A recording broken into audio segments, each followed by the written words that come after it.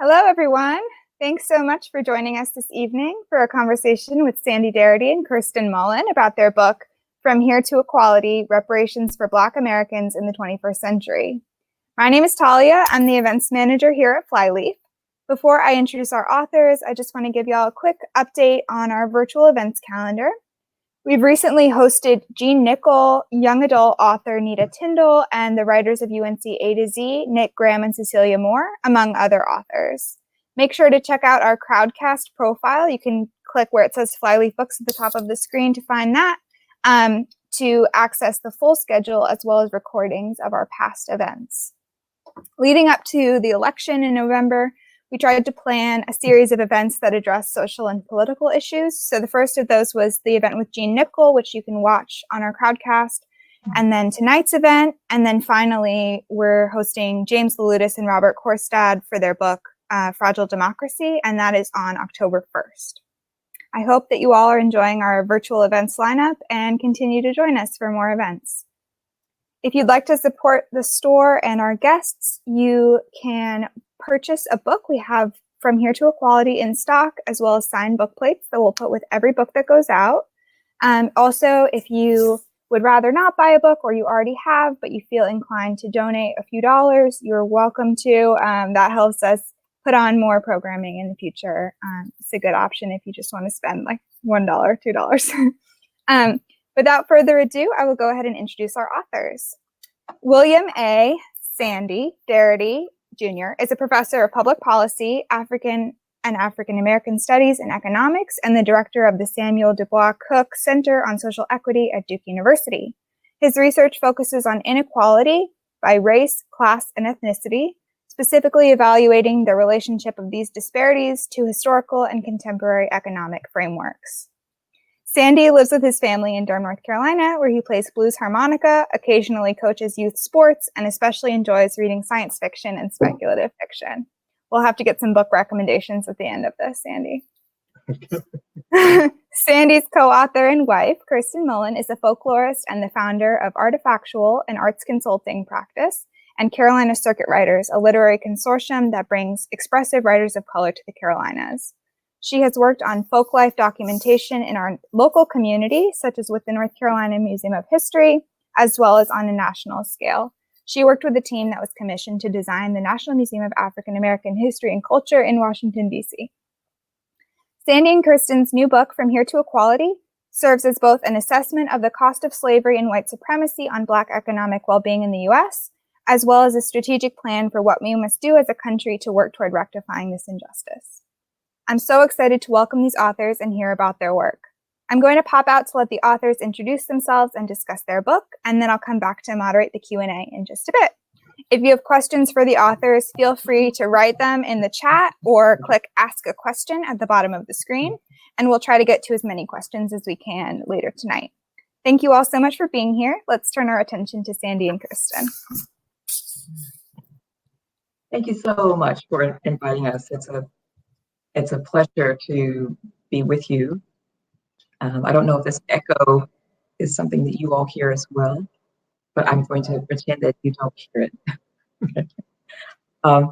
We wanted to read several excerpts from Here to Equality this evening, and also to talk about some of the arguments against Black reparations we have heard. Opposition, we increasingly believe, is linked to the false beliefs and misinformation that people possess. So I want to lead with misperceptions that we hear most frequently. So one of those is that only a small fraction of whites living in the South own slaves. 3% or less is what we have heard often. And also the slave trade and ownership and management of coerced Black men, women, and children were confined to a small number of the white population. So this absolutely is not the case. Ownership numbers were much, much higher. Thank you. Especially in the South. Across the country, 8% of all American families owned at least one Black body. In the Southern states, the states that seceded from the Union, percentages were significantly higher. I want to read a bit from Here to Equality. Those of you who want to follow along, this is from pages 66 and 67. So in 1860, the national level, at the national level, approximately 8% of all American families owned at least one slave, as I just said. But this seemingly low aggregate national percentage was influenced heavily by the 21 non-Southern states where no families owned slaves during the last days of the antebellum period. So that number does not include 21 other states. All right. So by 1860, the Southern experience with slaveholding stood in marked contrast with the Northern pattern. Among the 11 states that seceded from the Union in 1861 to establish the Confederacy, that would be Arkansas, Tennessee, Virginia, North Carolina, Texas, and Louisiana, registered at the lower end with at least 20% of white families owning slaves. That would be 20, 25, 26, 28, 28, and 29%, respectively. The remaining 5 states all registered proportions of 34% or higher, peaking at staggering rates of 46 and 49% in South Carolina and Mississippi, respectively. A still more dramatic indicator of the scope of white engagement with slave ownership is the proportion of white people who were members of slave-owning families. While the national figure was 13% in 1860, 1/4 of whites in Arkansas and Tennessee lived in families that owned at least one slave. In Texas, Virginia, and North Carolina, at least 1/3 of whites lived in slave-owning families. This proportion rose well above 40% in Florida, Georgia, Alabama, and Louisiana, cresting at a fantastic 55 and 57% in Mississippi and South Carolina, respectively. A U.S. Census Bureau report titled Slave Statistics provided 1850 data on the distribution of slaveholding families based on the numbers of enslaved persons they owned in North Carolina, South Carolina, and Virginia. More than half of the slaveholding families across these 3 states owned between 2 and 10 persons. At least 17% in each of those 3 states owned between 10 and 20 persons, and more than 10% owned between 20 and 50 persons. It's not until we reach the rarefied atmosphere of ownership of 200 or more persons in those 3 states that we locate the 1850 equivalent of the Occupy movement's 1%. Right. So Sandy's going to talk. In fact, slave owners and non-slave owners alike were intimately connected to the system. Its economic power was felt in the North and the South and across the globe. So another misperception. A further misperception that has generated criticisms or opposition to reparations for Black American descendants of U.S. slavery is the claim that there were 700,000 lives lost in the course of the Civil War, and that constitutes the payment of the debt for slavery. We'll point out at the outset that almost half of those lives were lost by individuals who were fighting to preserve slavery as a system. But if we are going to focus on the Union losses, we have a somewhat detailed response that we provide in the pages of From Here to Equality. We say the following: if the dissolution of a patently unjust system of social organization is financially disastrous for the perpetrators, does it follow that the victims of that system are owed nothing for the harms they have suffered? Malcolm X made the following apposite comment about the peculiar morality embodied in this question.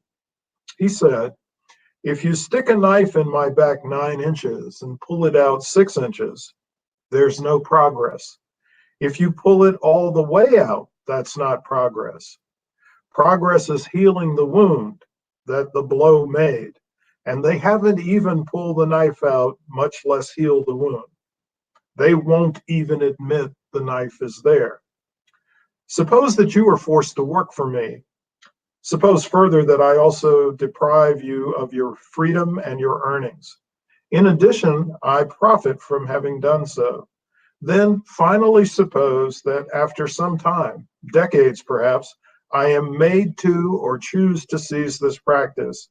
but I retain all profits accrued up to this point, and you have nothing. Is that justice? We think not. Recompense for a grievous injustice is not achieved merely by ending the practice. It requires some form of payment or compensation for the damages or injury. In this case, for the years of unremunerated labor, economic subjugation, and deprivation of rights. Still outstanding is the debt owed to those who were subjected to this inimical abuse, and the debt to their descendants who continue to experience the effects of past and ongoing injustices. Furthermore, slave emancipation did not require a great war to be fought. There was a viable alternative to armed conflict that could have ended slavery, but which the white male electorate would not accept. That alternative, which we discuss in depth in Chapter 5, was compensated emancipation. If slaveholders had only agreed to such a scheme after the war had begun, the conflict would not have lasted as long, and the horrendous casualty count could have been far lower. A final critical observation must be made in response to this specific challenge to the case for reparations. Enslaved Blacks bore massive costs themselves to support the Union war effort, beginning with their mass exodus from plantations to join the Union lines, followed by their own participation as soldiers in the Union Army. To characterize emancipation as a gift delivered to the country's slaves by well-meaning whites ignores the high price and loss of life, pressure, and danger that enslaved African bondsmen endured to free themselves. Indeed, by 1863, in the aftermath of the Emancipation Proclamation, white Northerners' reluctance to serve in the war effort had become so pronounced that the Black military contribution was essential to the Union's survival. About 180,000 Black soldiers participated in the U.S. Army, 10% of all the soldiers who served the Union during the Civil War. Approximately 1/3 of them lost their lives. Black determination in the pursuit of Black freedom exacted a great toll. The termination of slavery was a consequence of great acts of sacrifice on the parts of Black and white Americans. It was not simply a gift that white America bequeathed to Black America. So many people talk about slavery reparations. For us, slavery was absolutely the crucible from which all of these problems sprung. But when we're talking about reparations, we're talking about three distinct periods of our history. Slavery, of course, is the first, it's the initial period. But then there was nearly 100 years of Jim Crow. This is basically American apartheid, but also a time when from the end of the Civil War through the 1940s, there were numerous, dozens of white massacres in which Black Americans were targeted. Their properties, both residential and commercial properties, were destroyed and often confiscated afterwards. And many, many, many Black lives were lost during this period. And then following the Civil Rights Movement up to the present, there still are a number of atrocities that are continuously dogging Black Americans, from mass incarceration, discrimination in housing and education and employment, and health effects, health and access to health.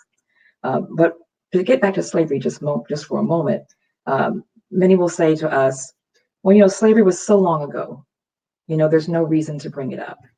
And so we want to speak to that just briefly. So slavery was outlawed 156 years ago, but one of the last people to have been forced to live as a slave, a man born Oluwale Kasola, who came to be known as Cudjoe Lewis, was alive in 1935. Both of my parents could have known him. How did this happen?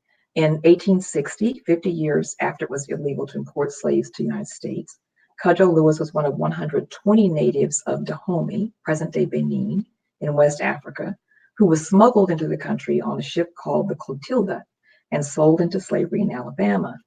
Anthropologist Zora Neale Hurston met and interviewed Lewis in 1927. Her biography, Barracoon, The Story of the Last Black Cargo, was recently published. Another captive on that same ship was a woman called Ridoshi, who also was sold into slavery in Alabama and became known as Sally Smith. She died in 1937. Right? So another way to look at the distance we are from slavery is generationally. Hortense McClinton, who we met in 2014, we actually spoke to her a few days after she celebrated her 102nd birthday this past August. Hortense McClinton is the daughter of an enslaved person. The story that she shared with us begins with her father, Seabrone James King, on page 241 of Frontier to Equality.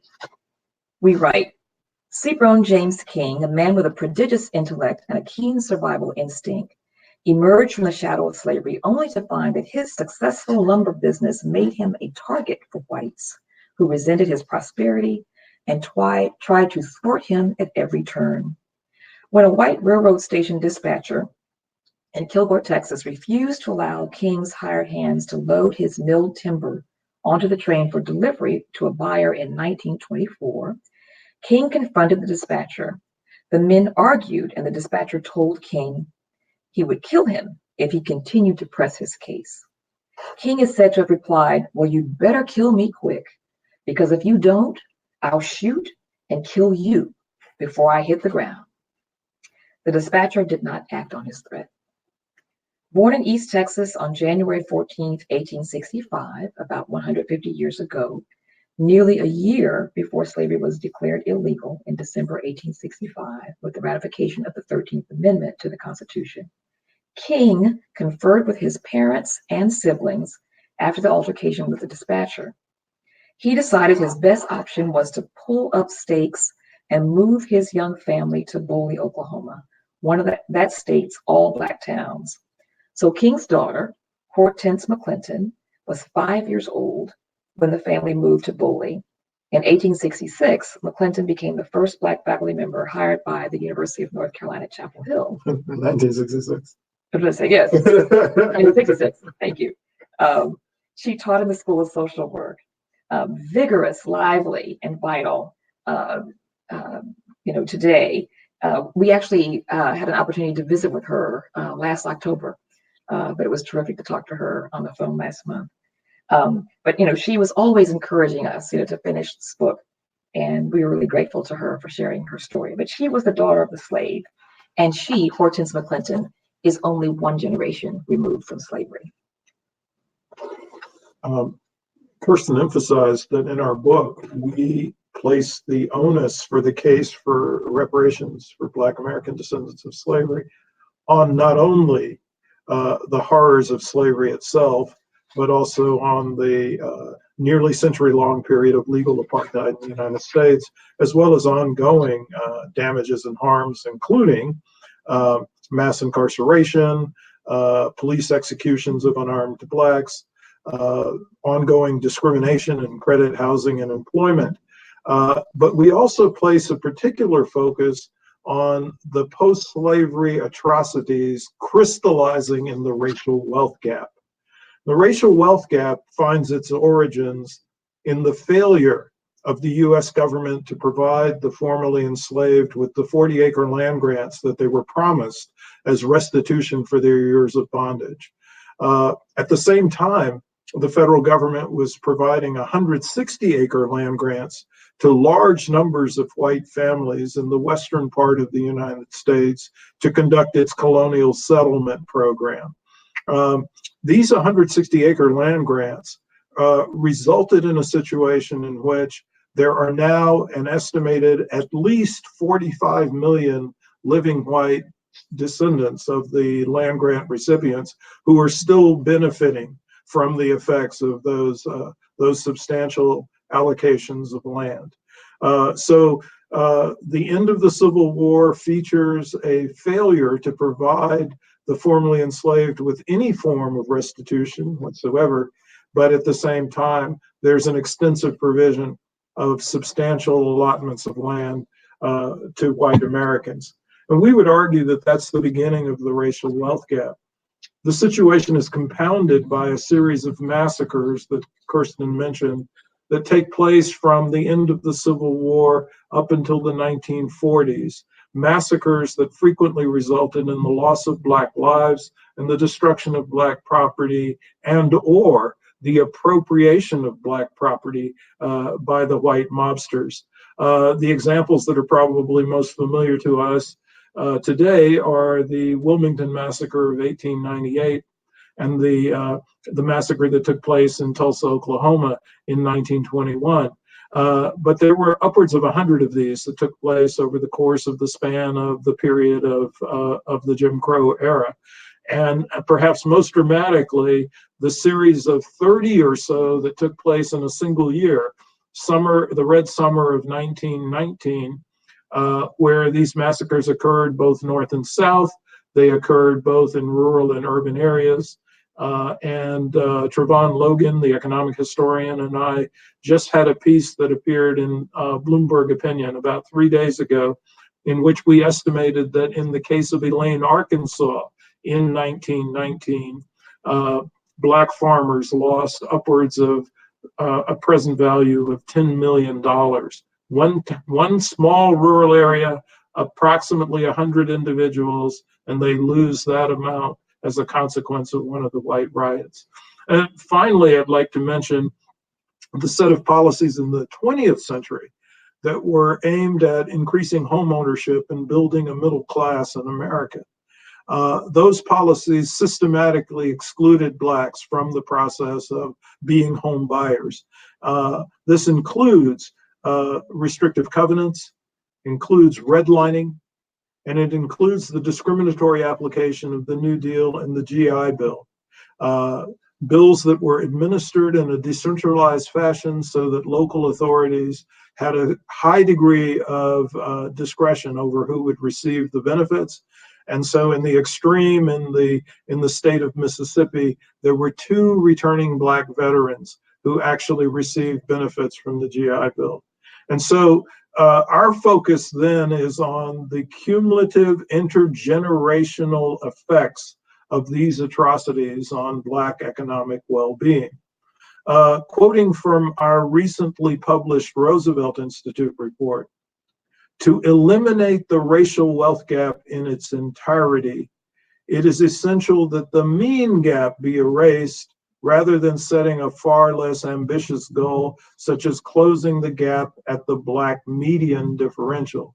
All right, this is a little bit of insider ball, but the idea here is that instead of simply trying to eliminate the gap at the comparative values of wealth between individuals who are in the middle of the distribution for Blacks and whites with respect to wealth, we need to eliminate the average differential. And so we say the following: although the usual discussion of wealth gaps focuses on median differences, because the median captures the typical condition for American households, targeting the median will leave the racial wealth gap largely untouched. The fact that 97% of white wealth is held by households with a net worth above the white median, which is $171,000, makes any policy that seeks to close the racial wealth gap at the median a policy that discounts overwhelmingly the largest proportion of racial wealth inequality. In fact, the magnitude of the Black-white wealth gap that requires erasure should not be constrained by the fact that there is a highly unequal distribution of wealth among white Americans. In fact, there is a similarly highly unequal distribution of wealth among Black people over a disproportionately far smaller total. And I will note that this concentration of wealth at the upper end of the white distribution is not simply because of a handful of white billionaires, although there are a handful of white billionaires, but it is because that the wealth is significantly concentrated in the upper 25% of the white household wealth distribution, where the upper 25% of white households have a net worth in excess of $1 million. That is only true for 4% of Black households. So ultimately, a well-designed reparations program can have a powerful impact on producing greater wealth equality among Blacks. Black American households would receive an additional $800,000 to make up the mean deficit, either directly or indirectly, depending on household composition. And as of 2016, the Black median to mean ratio was $17,600 over $138,000, or approximately 13%.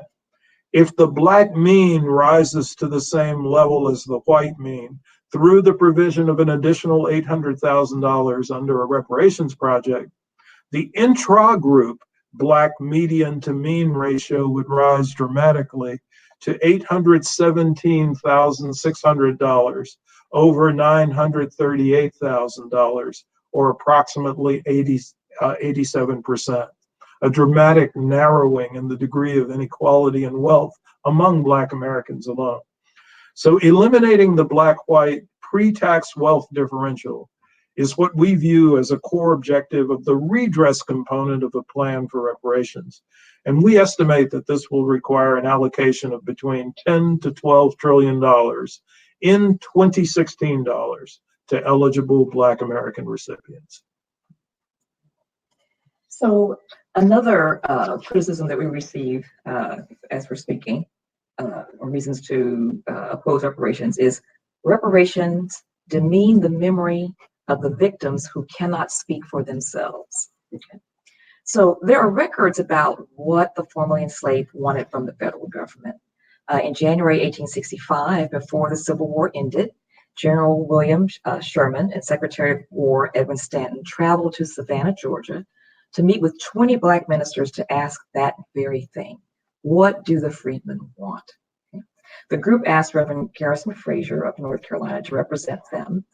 And I'm going to read from pages 157 to 58 of For Greater Equality. Reverend Frazier says, the way we can best take care of ourselves is to have land and turn it and till it by our own labor, that is, by the labor of the women and children and old men, and we can soon maintain ourselves and have something to spare. And to assist the government, the young men should enlist in the service of the government and serve in such manner as they may be wanted. We want to be placed on the land until we are able to buy it and make it our own. He was one of many Black people who spoke out about what they wanted. There was a series of freedmen's conventions that happened all across the South, where Black men and women came together and talked very specifically about what they wanted. They were not, they were not silent on this subject, and we are echoing their voices in From Here to Equality. So soon after that meeting with Black ministers, General Sherman's Special Field Orders number 15 were disseminated. A directive that authorized the redistribution of the balance of land confiscated from and abandoned by the fleeing Confederates who had raised arms against the North. So a 30-mile band of land stretching from the South Carolina Sea Islands to Florida in 40-acre tracts. The federal government's unfulfilled promise of these land grants to these formerly enslaved people is, as Sandy said earlier, the basis of today's racial wealth gap. So one of the giants who's been chronicling the reparations movement, historian Mary Frances Berry, wrote a biography of Callie House, who was born enslaved in Tennessee, the mother of 5, and a widow who laundered clothes and linens to support her family. Callie House fought for reparations for emancipated Blacks and then petitioned for pensions for Black Civil War veterans. At least $68 million in back taxes was owed by the Confederates on abandoned cotton. These are bales that had been stockpiled in warehouses or cotton that was still in the ground. And House recommended that the money be used to provide Black reparations. The book's title, this is the book by Mary Frances Berry, My Face is Black is True, comes from House herself, who said in 1899, my face is black is true, but it's not my fault. But I love my name and my honest dealing with my fellow men. Her efforts, charters the National Ex-Slave Mutual Relief, Bounty, and Pension Association in 1898.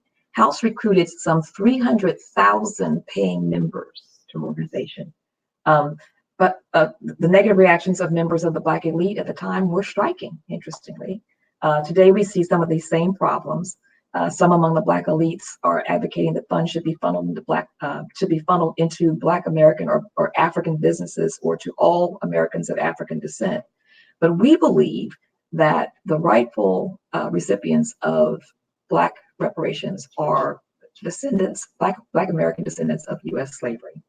And we also believe that the bulk of the reparations funds, at least 70%, should be given to living Black American descendants of U.S. slavery. Another final set of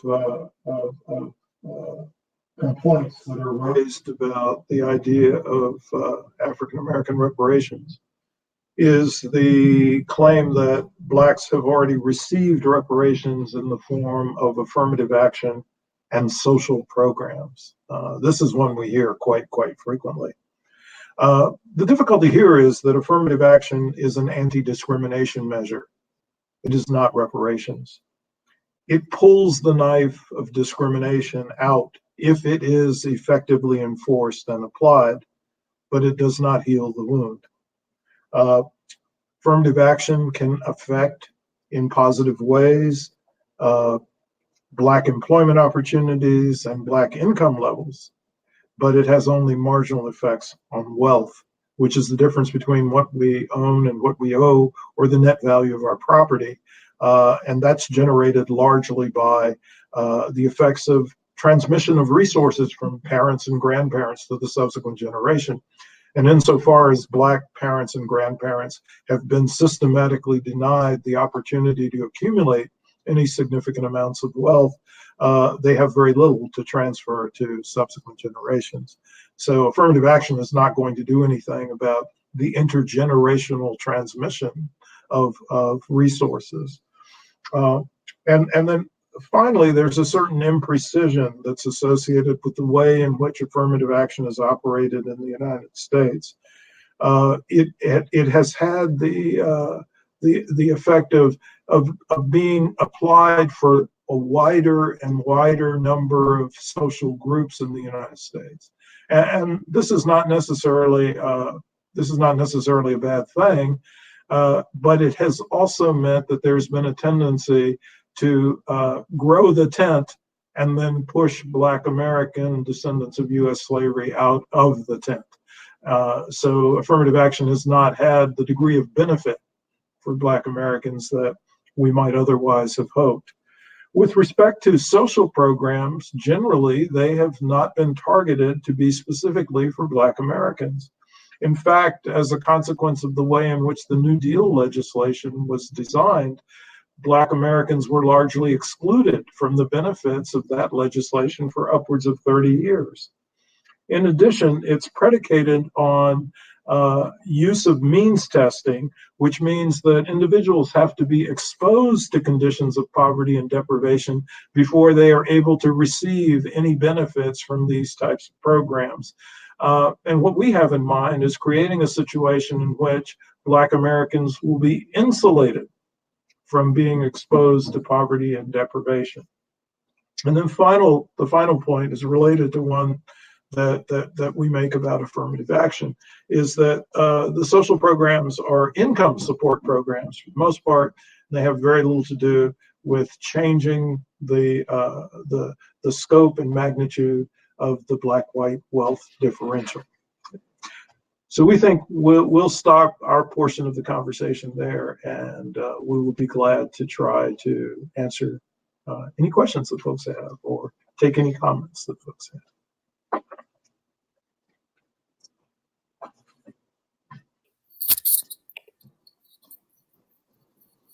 Hello, I'm back.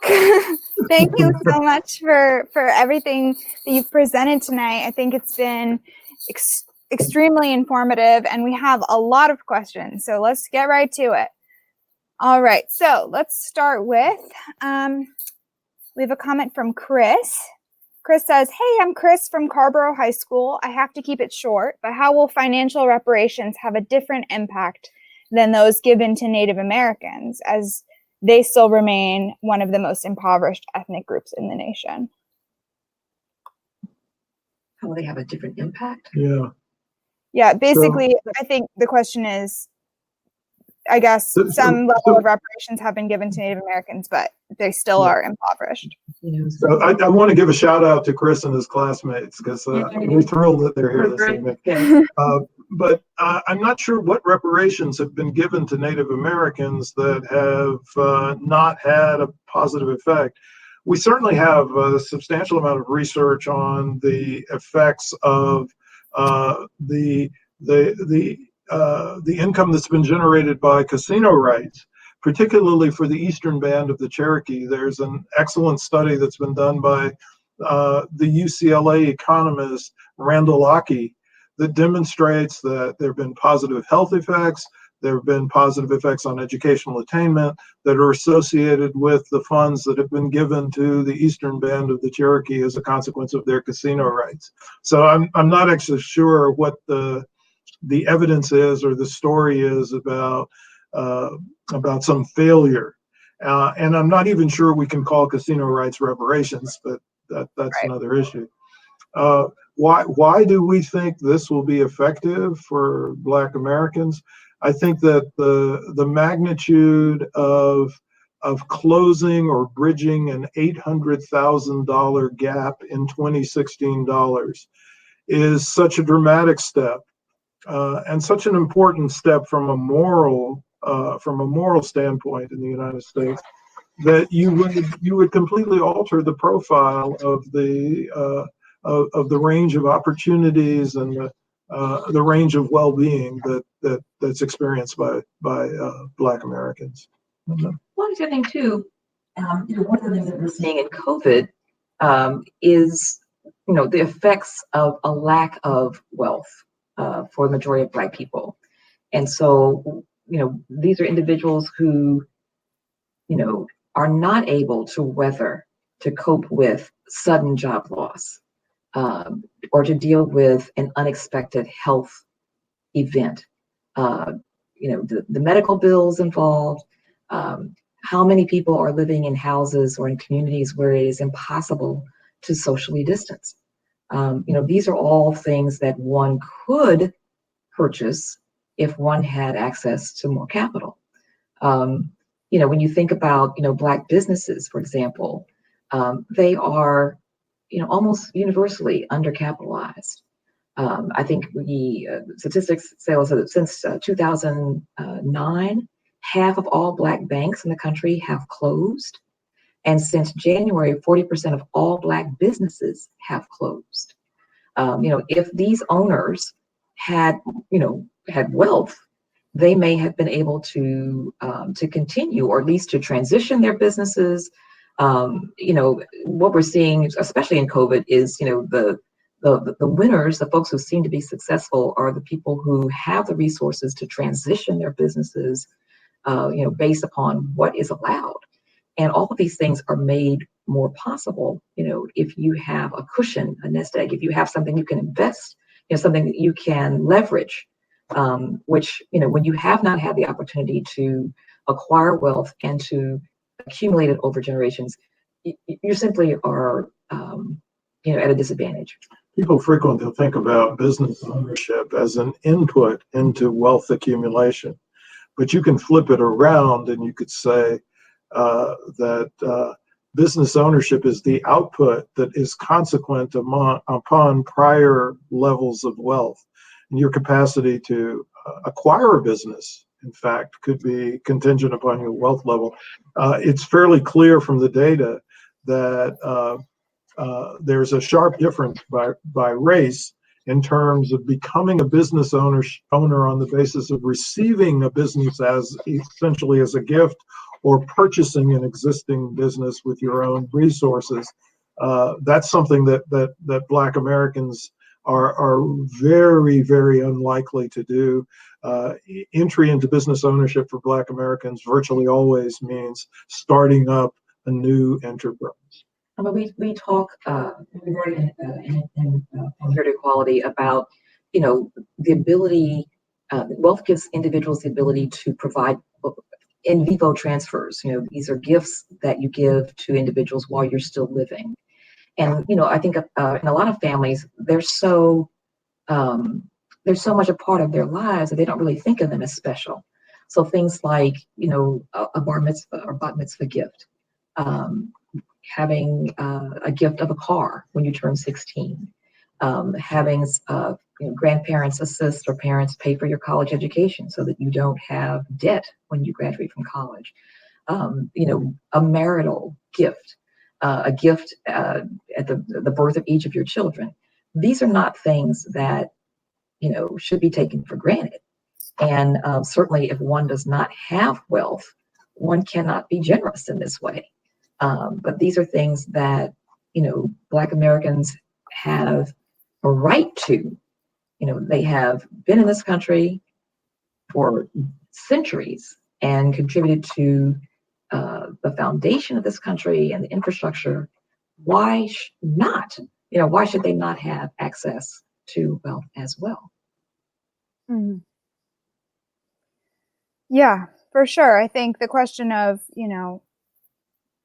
why did some measures of an attempt to equalize or compensate for past injustices done to Native Americans, why did that not work? Or, elevate Native Americans as a whole out of poverty? It's simply that it's not been enough. Yeah, exactly. The idea that you are proposing, both of you, is just so much more encompassing that hopefully that is what would set it apart. Right. Let me add one thing here, which is the Native American goal or objective from reparations is not necessarily the same as the goal for Black American descendants of U.S. slavery. Right. In the case of Black American descendants of U.S. slavery, we see the objective as creating the material conditions for full citizenship. Citizenship that has not been provided in a comprehensive way for Black Americans since their forced importation into the United States, or forced importation into the colonial America. But in contrast, I think that the Native American case for reparations is anchored on a claim for sovereignty. And these two things are not the same, and we have to be careful about how we're interpreting what the benefits are or the advantages are of reparations programs for each community. Absolutely. Yeah, an important distinction for sure. I have a question here from Matt Cohn, who is a teacher at Carborough High. First of all, he says, I want you to know that we have 39 students here tonight. And he also says, when my students read chapter 2 of your book, they were shocked by the extent of the racial wealth gap. Do you have any thoughts on when, how, or why this sort of shock gets converted into support for reparations? Wow. I just want to turn that question to the students. We certainly hope that, that our book contributes to this conversation, that it provides information that, may not be as familiar to many readers. People tease us a bit about the lengthy footnotes, but part of the reason that we, spent so much time and effort to create them was so that, readers could go and read on their own. Don't take our word for it. Go and read what other scholars have said. Read the accounts that were written in real time. We wrote the book to persuade. We hope it's doing its job. I know for myself, many of the details of our American past were new to me, and I find the reality to be incredibly compelling, and I hope that is a feeling that others, will also experience. Yeah, absolutely. I think for many, it's been sort of a year of awakening to something that's been present the whole time. But at least if all the sales of anti-racist books at Flyleaf have anything to say about it, hopefully people are being shocked in a good way, shocked into action. Yeah, that's the hope. All right. We have a question here from John. What about reparations for Blacks who did not descend from enslaved ancestors but suffered systemic racism since slavery? Do you have any plan for those folks? Well, there's not too many people who were here since slavery up until the 1970s and 1980s who were not descendants of folks who were enslaved in the United States. So we're really talking about the community that has been harmed by the combination of U.S. slavery as well as the 100-year period of Jim Crow segregation. And our focus on that particular community is driven by the fact that it's the community that has descended from the persons who were denied 40-acre land grants at the end of the Civil War. This is also the community whose presence in the United States is a consequence of forced migration rather than voluntary migration. And we've always thought that it was a little bit peculiar for voluntary immigrants to a racist country to then turn around and say, we deserve reparations. There's no question that more recent Black immigrants do deserve to have whatever benefits can be generated by the system of criminal justice to address the atrocities and harms that they have encountered. And our system of criminal justice needs to be corrected so that it does behave appropriately. But that's somewhat different from asking for the wound to be healed when you are from a community that didn't have the same historical experience. I mean, we like to say that, when you migrate to a country, you migrate to its history and also to its obligations. And this is a national problem that we have. Now, it may also be the case that these individuals that John is speaking of are related to, forebears who were enslaved elsewhere. If they were enslaved in the Caribbean or Central and South America, then absolutely they have a case to make, but not against the U.S. government. If they are in Trinidad or in Jamaica, for example, they have a case to make against the UK. If they are from Haiti, for example, they have a case to make against France and so forth. Now, it's striking that, Haiti was made to pay reparations to France, which is something that absolutely needs to be reversed with interest. But these individuals, may not be aware of an organization called CARICOM, which is a Caribbean-based organization that is seeking reparations on behalf of residents of the Caribbean whose ancestors were colonized and enslaved. Yeah, absolutely. I'm going to also just point to a question from Deanie that I think was just answered about how Black immigrants from the Caribbean, Central South America, and Africa fit into this conversation. I feel like that kind of was answered as well. So Deanie, I hope that your question was answered. If you have any follow-ups, feel free to put them in the question box. Let's see.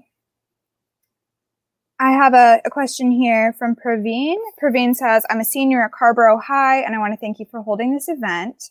I found the net worth gap in Metro LA Asian households and African American households very surprising, which to provide context is 460,000 versus 4,000. Having grown up in a South Asian family, I've seen the idea of this model minority many times. How do you think we can begin implementing lessons around the different histories of minority groups in the U.S.? Good question. Yeah. The model minority notion is racist in and of itself. but it's a perverse version of racism because it's actually appears to be celebrating the group that is assigned that moniker. And so I think it becomes really, really important to have a deeper understanding of the conditions that immigrant communities had prior to arrival in the United States. And one of the key points that we make in the book is that groups that look extremely successful on the US stage are typically groups that were hyper-selected upon entry into the United States. And what do I mean by that? I mean that in comparison with the other members of their national communities of origin, they are typically more affluent and better educated at the point in which they come to the United States. And in the cases of some communities, they're better educated than the average American upon arrival in the United States. Black or white. Yeah. I mean, recent African immigrants are extremely well educated on average. So this is not to say that people don't work hard, but they enter into the situation with a different set of resources from that's possessed by most Americans. And I think people pay very little attention to these differences in conditions of entry, because that plays out in a very significant way. I mean, we can think about communities that don't have a profile of success after immigration, and those are frequently communities in which the new immigrants do not have resources that are comparable to or superior to the average American. Yeah, absolutely. I think that sums it up pretty well. Let's see. I found this question from, oh my goodness, sorry, I just lost my place. This question from Lewis that I found really interesting. Lewis says, hey, I'm also a student from Carborough High, and I was wondering how you thought about how the gender wage gap, or the impact that the gender wage gap has on reparations for African Americans. In other words, should Black women or other disadvantaged African Americans receive more reparations than other African Americans? So for us, a reparations program should have as close to, identical awards as possible. There have been programs that did not seek to do this. I mean, one in particular would be the 9/11 Victims Fund. This was after the terrorist attacks of 9/11, where Kenneth Feinberg, who was the special master of that fund, decided that the awards, the reparations awards, would be based upon the salaries that the individuals received at the time of their deaths.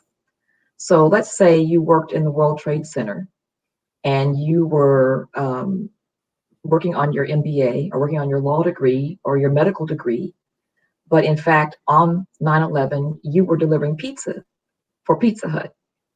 And so your award would be based upon the minimum wage that you earned, right?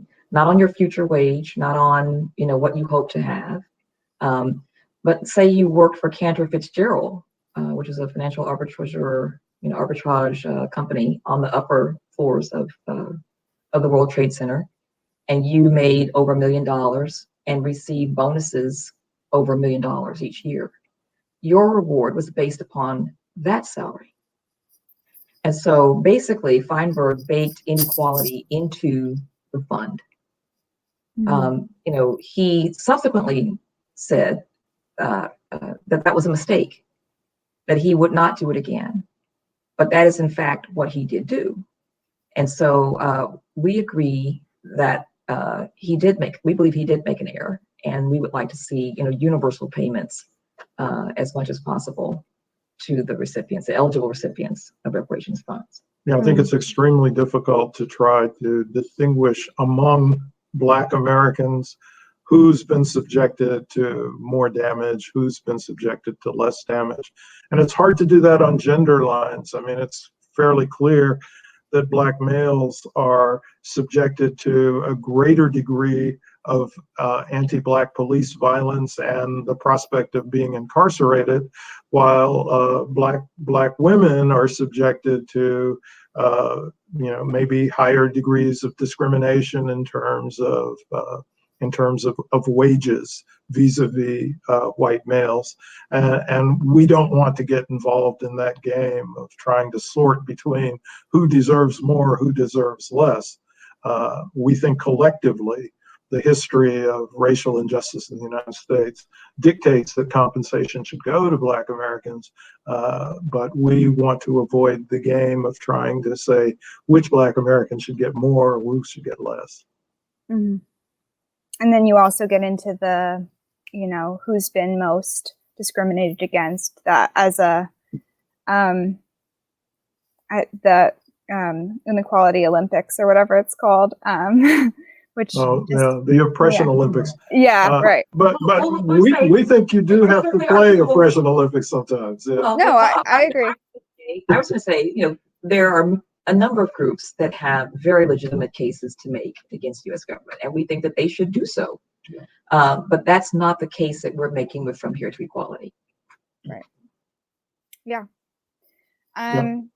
Okay, I have a question here from Glenn. Glenn says, naysayers say reparations for American descendants of slavery isn't feasible or is too complicated. What do you say to skeptics? Well, reparations has been done for other groups, so I'm not sure why it becomes significantly more complicated for Black Americans. And it's typically been done in the form of direct payments for eligible recipients. So again, we think that that's a precedent that should be followed in the case of Black American descendants of U.S. slavery. So I'm not sure why it's necessarily hard to do. I would say one thing too, many people are not aware that at the point when the German Republic gave reparations to the Jews as a consequence of the Holocaust, fewer than 20% of German citizens were in support of that effort. So, there were many, many naysayers, but in fact, reparations were paid and are still being paid to the survivors and their families of the Holocaust. Mm. Yeah, absolutely. You can be a naysayer about anything, but there's a precedent for this working. So, but some of this, again, though, is our not really knowing these histories, and another group in the U.S., Japanese Americans, who were wrongfully interned during World War II, were awarded reparations from the U.S. government.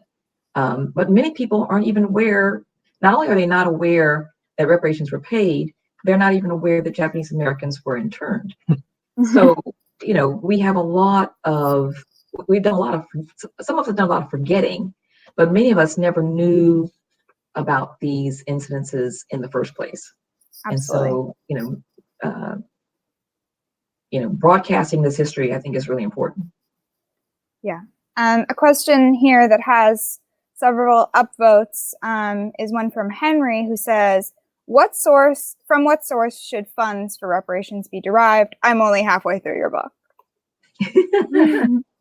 But for people who are only halfway, do you want to say a little bit about that? Yeah, so we're going to reveal things in advance of people actually reading them. But in the final chapter, we do discuss the question of how it should be financed, and we discuss that question because people always ask how it should be financed. It's interesting that that's a question that's still on the table in the aftermath of the Great Recession and the coronavirus crisis, where it became clearly evident the federal government can come up with huge sums of money overnight without having to raise taxes. That it can spend without necessarily having to increase its indebtedness, even if it increases the deficit. And so, given that, our feeling is that you could fund a reparations project by the government simply funding it without having to increase taxes necessarily. You might do it by spreading the payments out over the course of a decade until you have eliminated the racial wealth differential. and by spreading it out over the course of a decade, you reduce the risk of inflation, which is the biggest danger with any new federal expenditure project, regardless of what purpose it's for. Because if you depreciate the currency, or you get into a cycle of depreciating the currency, then historically, very undesirable things typically happen. So, so our argument is, that the federal government should fund it in the same way that it funded the CARES Act recently, and it certainly has that capacity as a sovereign currency issuer. Yep. Let's see. How much longer are you all available to keep answering questions? I know we're past 7. Yeah, we can go a little bit longer if you like. If you like. Yeah, we can. Yeah, go for a little longer. Yes, Yeah, we can go a little longer. Okay, sure thing. Most of these questions are from Carborough High students, and I wanted to make sure we get to a few more of them. So I think we're supposed to actually meet with them at some point, and yeah, this is very cool, but I'm not sure they'll have any questions. I think that it seems like they are sort of an infinite fount of questions. They have a lot. Excellent. Yes, Bella says, hi, I'm Bella, also from Carborough High School, but I live in Durham. I've been doing some research outside of school, and I discovered Durham has a reparations movement in the works. This may be an extremely vague question, but I'm interested in what you think reparations would look like specifically in Durham with its history and capitalism taken into account. Okay, so a couple of things. In June, the Durham City Council unanimously passed a resolution advocating a national reparations program for Black American descendants of U.S. slavery. As far as we know, that's the first such resolution to be conceived and passed in the country. Durham's Mayor Steve Schewel spearheaded that effort, and we are extremely proud to live in a city that has taken this stance, as we say, do it like Durham, right? So, some of the key pieces of that resolution are, that they identify who the eligible recipients would be. And as Sandy mentioned earlier, there's a lineage standard and also an identity standard. So, we really haven't talked about that. Okay. Thank you. So by that we mean that an individual would need to prove that they were descended from at least one ancestor who had been enslaved in the U.S. And that they self-identified as Black American or Negro on some legal document at least 12 years prior to the creation of a reparations program or a reparations study commission, whichever came first. The Durham resolution also specifies that the reparations payments should go directly to the eligible recipients. It also speaks to the importance of legislation that is pending now in both the House and the Senate. Many people are aware of H.R. 40. This is the bill that was put forth initially by the late John Conyers in 1989 to create a study commission on reparations for Black Americans. And the bill, is this holding place that we have. So we're using for that. As a placeholder, basically, but it really has not been examined carefully in many years. And once we did take a look, there are a number of things about it that are deeply problematic. And so the Durham resolution speaks to these issues, which we could talk about, very specifically in a moment. But the other piece I wanted to mention, and I know Sandy wants to talk about this too, a number of cities, we've been actually involved in conversations with a number of city councils across the country that want to do some kind of reparations program. And I actually asked Durham Mayor Steve Schewel, what's kind of behind this? And part of the motivation, he said to me, is, cities want programs that they can control. they want, they want to do well by all of their citizenry. But there are a lot of constraints when you're talking about federal programs. And so we have asked that these programs that are, as we understand them, designed to bring the Black citizenry into the business of the city. So if the city is letting contracts, for construction or for health services or IT, that Black business people be involved in those contracts. That their representation in all of the business of the city, whether it's committees, commissions, how the city spends its money, that it look like the population in those cities. And so when we talk about, Malcolm X's analogy about the knife, basically what the cities will be doing is pulling the knife out. This is something that cities should have been doing all along. But now they're realizing this is something that really matters, not just to Black Americans, but to white Americans and others as well. And this is something that they want to be a part of. But we ask that that these efforts not be called reparations, that we all be more, proprietary about that term, and maybe call them, atonement programs or transformational programs, but reserve the term reparations for this national movement that has at its core eliminating the Black-white wealth gap. Yeah, we said earlier that the magnitude of the expenditures that would be required to eliminate the Black-white wealth differential is somewhere in the vicinity of $10 to $12 trillion. If you were to take all of the states and municipalities and combine them and combine their budgets, the total would come to about $3.1 trillion. So it's absolutely impossible for them to actually meet the bill that's required to eliminate the racial wealth gulf. And so I think we both feel that it's important for local communities to take positive actions to improve the degree of racial equity in their cities and towns, but they should not call these steps reparations, because it simply doesn't match the magnitude of what's required. And then I would add that from our perspective, there's a matter of principle that's involved in focusing on the federal government for Black American reparations. And that matter of principle is the fact that it's the federal government that's the culpable party for the atrocities that have taken place over the course of the span of time from the formation of the Republic in 1776.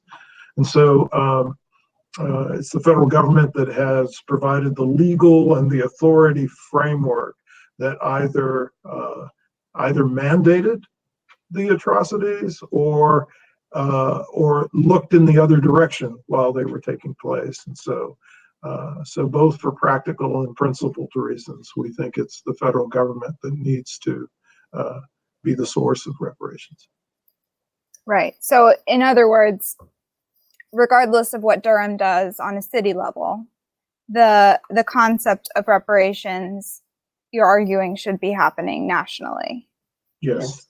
Right. Well, I mentioned too, Durham also is on the vanguard in having created 2 years ago a racial equity task force. And many cities are looking, jealously at Durham, saying, "Boy, I wish we had that." And we say to them, "You can. 2 years from now, you too, can have, in hand the report of a task force if you will impanel, the group now and get started." And so we have absolutely recommended to other cities that they look at the work that Durham has done. Has Durham done all that it can do? Absolutely not.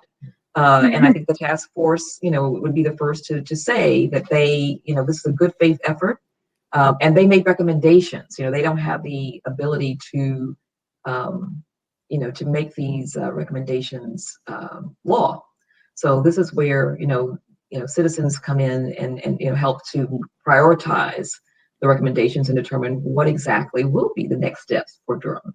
But absolutely, these are things that other cities can and hopefully will do. Mm-hmm. Yeah, it needs to be a jumping off point and not seen as the sort of the be all end all at all, because it's not enough. It's a place to start. Would you all be willing to do 2 more questions? 3 more? Yeah, 2 more questions. 2 more questions. 2 more 2 more. questions. Okay. I have a question here from Hunter, who says, "Hi, I'm a student at Carborough High School, and as a young Black woman, I always think about what can be done in the future to change this world when it comes to our past history. And I just wanted to know, what are the ways that the future students that are growing up in this society do to change the racial wealth gap between African Americans and white people, as individuals? What are some actions that folks can take?" So, I mean, the most obvious one from our perspective is that they can join the coalition to lobby and petition Congress to pass legislation for a national program of reparations for Black American descendants of U.S. slavery.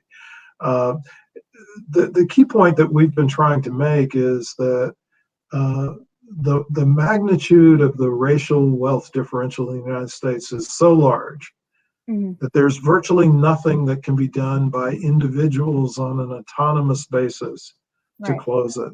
This is something that has to be addressed through federal legislation, and it will require a social movement to make it happen. So that's the first part of the answer. The second part of the answer that's relevant to young people and students, I think I'm going to defer to Kirsten, because there's another aspect of the reparations project that we emphasize in the book, but we don't talk about as frequently in our conversations about it, but it's an educational dimension. Yeah. I think a big part of the explanation for the widespread misperceptions and misunderstandings that we have about the Black-white, divide is, we don't know our history. I had the opportunity to be a guest on a podcast of a high school student, Julian Hartman Segal. His podcast is called We've Got Next. And he had asked me beforehand to talk about how slavery, especially, is taught, but American history is taught. And so, I decided I would do a little informal survey. So I sent out a quick note to about 11 friends and colleagues. I think 8 of them were white, and the others were three Black people, right? And they were between the ages of 19 and 67, these folks that I talked to.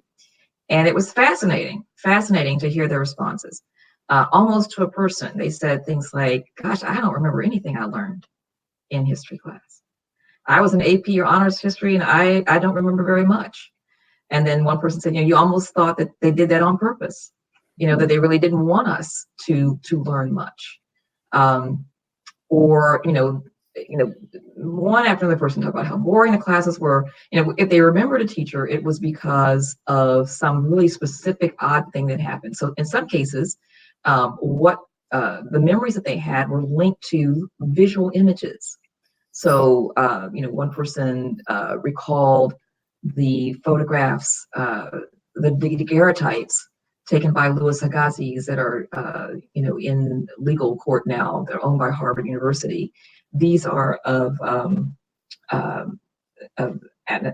enslaved man who is horribly, horribly, horribly scarred. He's turned toward the camera, and you can see the scars on his back, which made a big impression. Or the Brooks slave ship that has the illustration of the shackled Black bodies that are stacked, literally in the belly of the ship. And in fact, that illustration was one of the early bits of social media. There were flyers of that image that appeared in every place from general stores to bars. People sent them to friends. I mean, it was a big part of the abolition movement. But I think, the first step is to assess how history is taught in your institution. And are there opportunities to understand what the significance of the history is to us today? I mean, I came along at a time when history was taught sort of facts and figures and dates. I mean, I can remember I grew up went to grade school in Texas, and we had to learn all the sites of Civil War battles and who certainly how the battles came out, but also the names of the officers down to the third level. Why? I mean, no one talked about what that meant to me.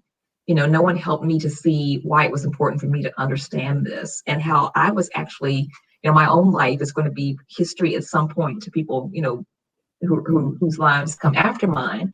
I mean, it was, history was this thing out here. It wasn't something that was lived. It wasn't something that was part of me.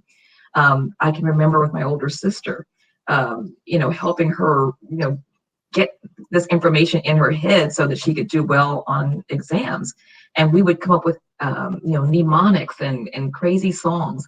1862, the Homestead Act, Morrill Act, Department of Agriculture. I can go on and on, these things that helping her learn the Gettysburg Address, helping her learn parts of the Constitution, but no one talked about why. If I had understood that the Homestead Act was government legislation that provided 160-acre land grants to white Americans, including new citizens to the U.S., at the same time, and that largesse was available to them for 76 years, a 76-year period, at the same time that the newly emancipated enslaved folks were denied 40-acre land grants, I would have sat up and paid attention in history class. I would have said, wait a minute, what's going on here? Why? How was that legal? What was going on there? But nobody made that connection for me. Those two things were never even discussed at the same time. I mean, we're making these connections now. They were happening at the same time, but they absolutely were not discussed at the same time. There's a reason why we don't know this history. We now know from the scholarship of people like USC historian Jacqueline Dowd Hall that groups like the United Daughters of the Confederacy and the American Daughters of the Revolution consciously sought after textbook writers who would convey a picture of American history that pleased them. They wanted a romanticized South. They wanted slavery to be considered something that was great for everyone, that these enslaved Black people lived to serve their masters, that was the highest and best use of their lives and talents, that the Southerners were patriots, that they were heroes, and they were very successful. They identified authors, but they also blackballed authors who had any other, interpretation of the facts on the ground. And those textbooks were in place, some of them for 60, 70 years.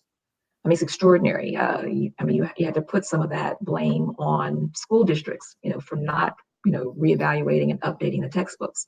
But, I had one such textbook growing up. And, when there's no one, when your instructor's not asking questions, it's really hard, as a student to say, well, why are there only 6 pages, on Black people in this book that's this thick? There's part of you that's thinking, well, I guess we didn't really make any contributions. Mm-hmm. You don't quite know what to make of that.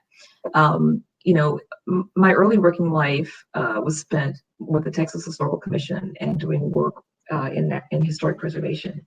And I can remember going to my first ever National Historic Preservation Conference and trying to understand why all of these plantation sites, all of these 17th and 18th century structures were not considered Black history.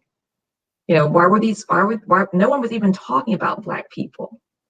And yet they are the people who built all of these structures. I mean, there's an interesting conversation happening now about what do we do with these plantations that are basically, what's the word? They're celebrating white supremacy.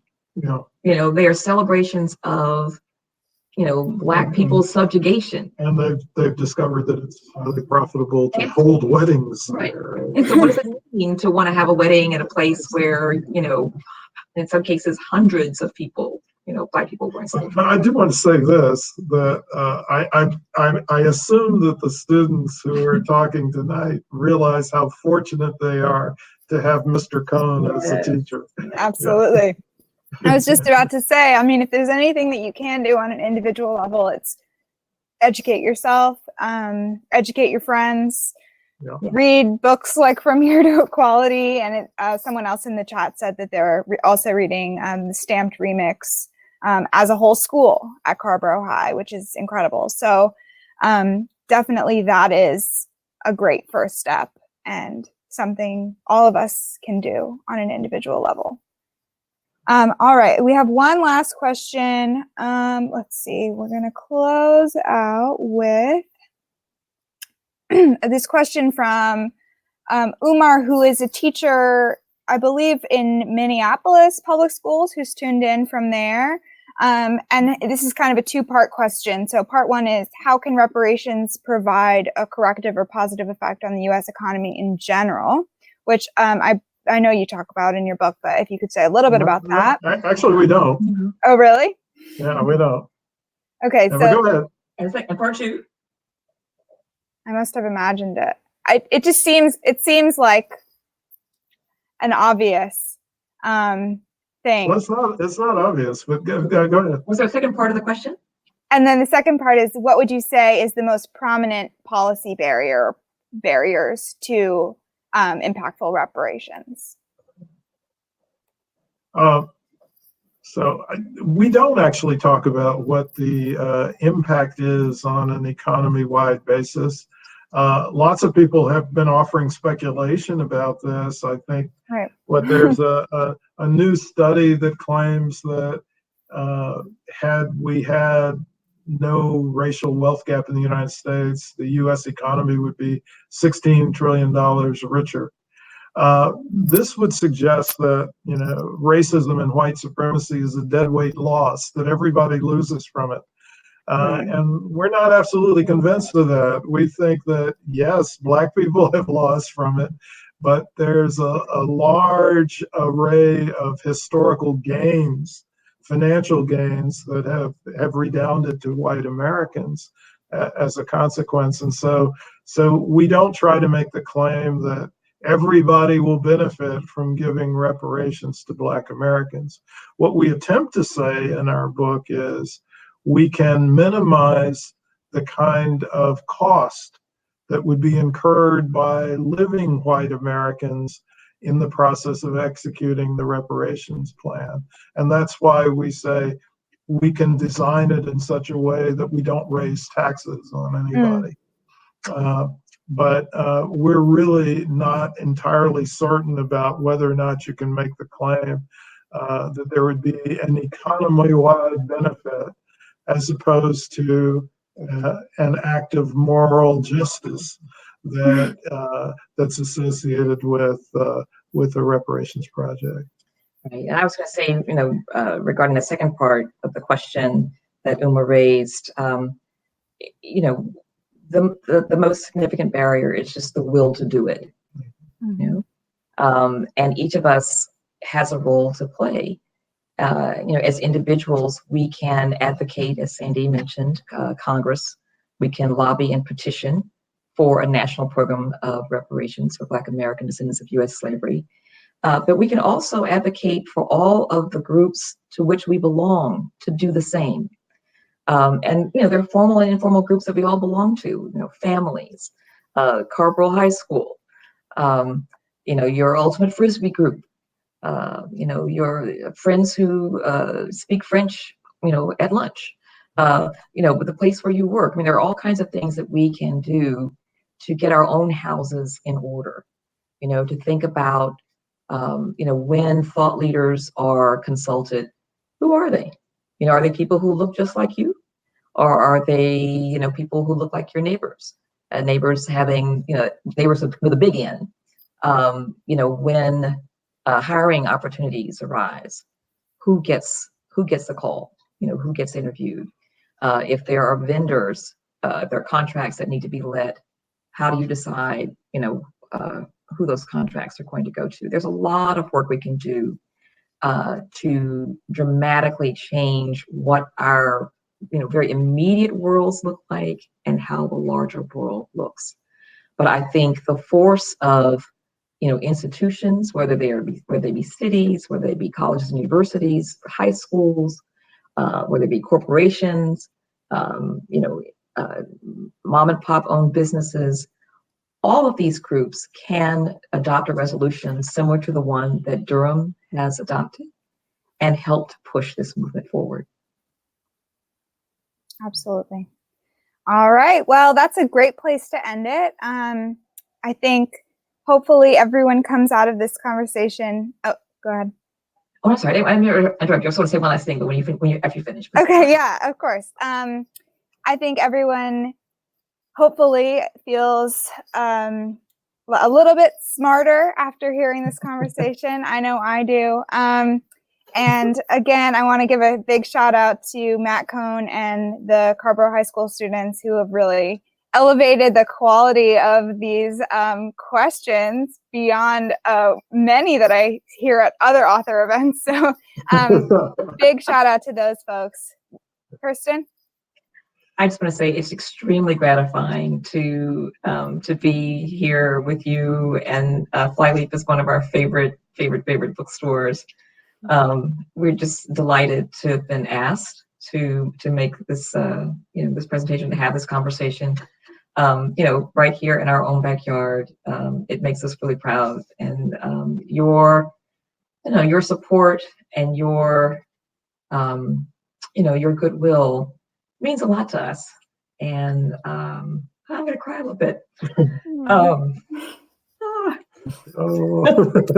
Likewise. Thank you so much.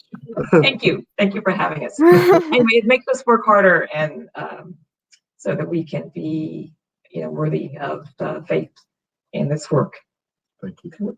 Yeah, absolutely. It's very important work, and we are in your corner. We have your back, and we will host you for an event anytime. I promise. Thank you. Thank you very much.